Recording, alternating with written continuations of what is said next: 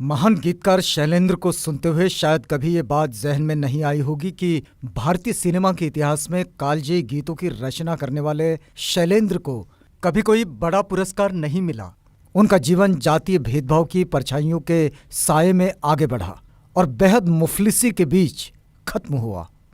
और इसी का नतीजा था कि शैलेंद्र सिनेमाई जमी के अजीम फनकार होते हुए भी जाति के चलते भुला दिए गए। दरअसल शैलेंद्र का असली नाम था शंकरदास केसरीलाल। वे मूल रूप से बिहार के आरा के धूसपुर गांव के धूसी चमार जाति के थे। उनका जन्म पाकिस्तान के रावलपिंडी में हुआ था। उनके पिता की तबीयत खराब होने पर जब उनका परिवार बहुत मुश्किलों में फंस गया तो वे लोग उत्तर प्रदेश के मथुरा में उनके चाचा के पास आ गए। मथुरा से ही बेहद गरीबी के बीच शैलेंद्र ने मेरिट तक की पढ़ाई पूरी की।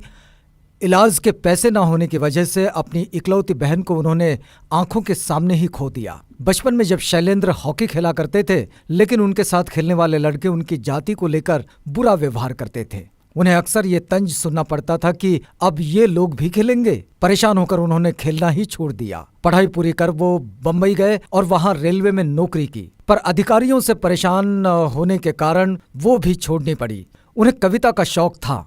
एक कविता पाठ समारोह में उनका राज कपूर से मिलना हुआ और यहीं से उनकी सिनेमा जगत की एंट्री भी हुई। शैलेंद्र ने एक से बढ़कर एक खूबसूरत गीत लिखे हैं। उन्होंने 800 से ज्यादा गीत लिखे। उनके ये लिखे ज्यादातर गीतों को बेहद लोकप्रियता भी हासिल हुई।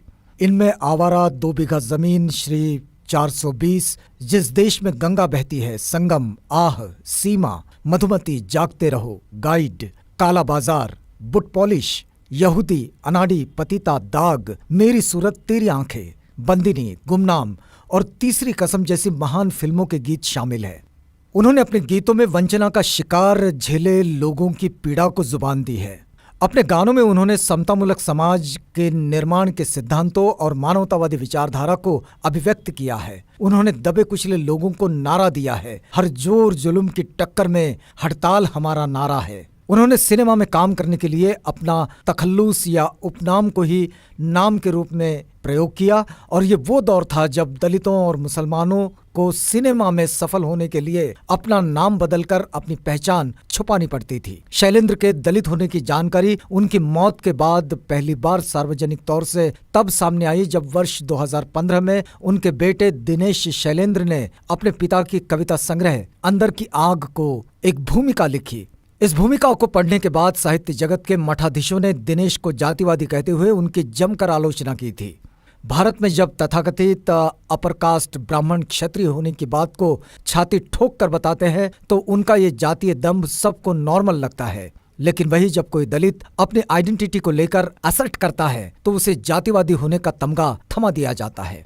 बहरहाल शैलेंद्र ने तमाम मुश्किलों के बाद भी खुद के सपनों का पीछा किया और वो मुकाम हासिल किया जो आज तक कोई गीतकार हासिल न कर सका।